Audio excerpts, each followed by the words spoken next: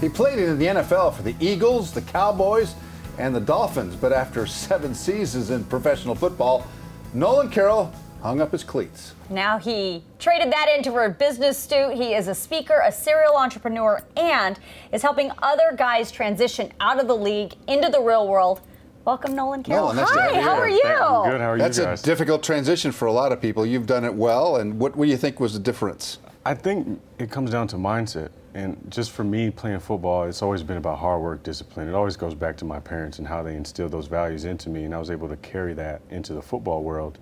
And a lot of stuff that you learn in life happens on the football field, whether you have your ups and your downs, you have your good games, your bad games, you bicker between your teammates, but at the end of the day, everything you go through is an experience. And all my experiences that I've gone through, I've been able to apply it to the business world and speaking engagements and helping other guys that have trying to transition from football into this new life or finding their own identity. You know, I have a lot of friends that have played in the league and have transitioned out, and I know, much like my friends in television, we identify so much with our career. So in TV folks, we identify with being TV folks, just like my NFL friends, they identify with being in the league, and that separation is really hard, and often lots of them falter.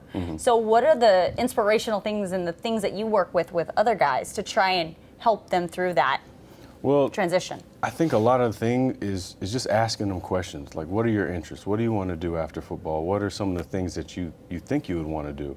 And then after that is finding a plan and then going and experiencing for yourself. That's what I really did. When I had retired, I sat in front of a computer. I said, what's the first thing you want to look for? What do you want to research that interests you? I typed in the stock market. Tried to read for it for about an hour or two. I was like, this is too boring. Went into real estate. Oh, this is too boring. Then I just typed in business. What thing can I do for business? What is something that interests me in business? Started looking at different companies, different things, and I stumbled upon a 3D printing company called Duke 3D. And I thought, yeah, this is interesting. This is something new. 3D printing is still new. It's not where it needs to be yet as far as popularity. So let me try this out. Let me see where this goes first. So I opened up my first store down in South Beach. It was successful. And I had somebody come in, want to buy the store from me. So I sold it from them, which freed me up to be able to do other things. And I started figuring out, oh, well, I like this now, and I like this. Let me do my research on this. Let me do my research on that interests me, and then go into it. And along the way, you always meet other people that either become your mentor, become your friend, or a buddy, or somebody that just teaches you a lesson, or somebody that teaches you a hard lesson if you want to get into business with them and it goes sideways. So all these different things culminate to help you be able to make a decision on what you want to do in life. But let me back up a little bit, because one of the rewards of playing professional football at the highest level, which you did, was that you make good money. And it's what you do with that money and what you do with your time away from football that really defines your future. And a lot of players don't take care of that money when they're making it.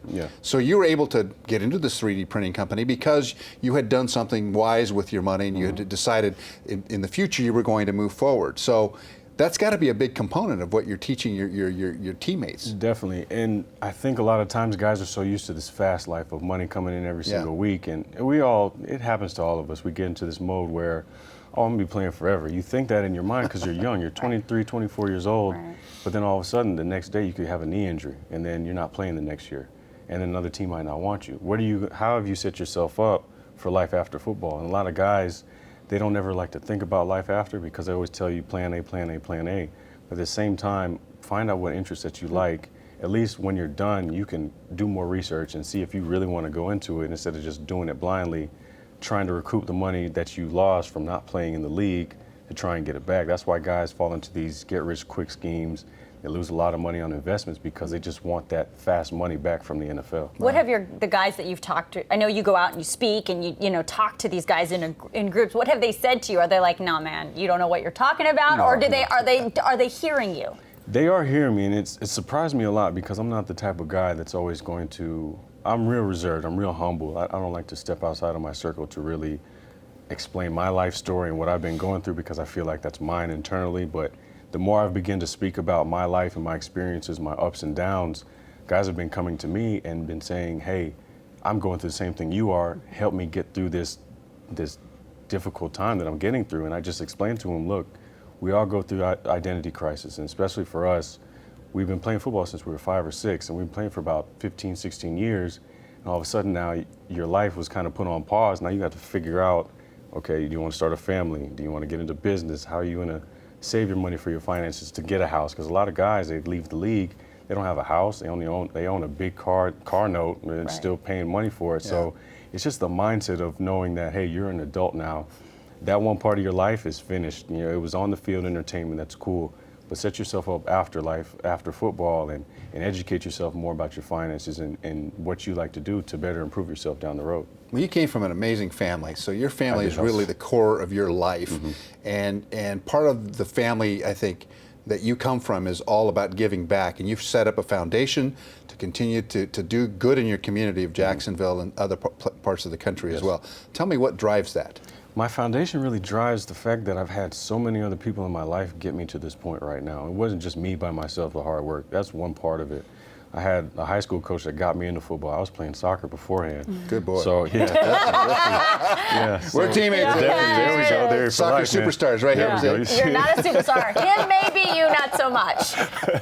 Yeah, but just to be able to have those mentors in my life at a young age, letting me know, hey, your education is what you need to get first. You can get your education through football. You can get it paid for free. And that was one of my my high school coaches that introduced me to the game of football, convinced my mom and my dad to let me play football, and then I took it off from there. But I was able, through that experience and those people, I was able to see a lot of what they were wanting to teach me and showing me as far as, you know, your education leads you to so many different places. Football will get you to a lot of different places, will get you into a lot of doors, but your education will take you even further. And it's something that you can use for the rest of your life, because football is just a short window of opportunity. It's like 3.5 years that you get to play. And I was fortunate enough to play longer than that, so that was pretty good.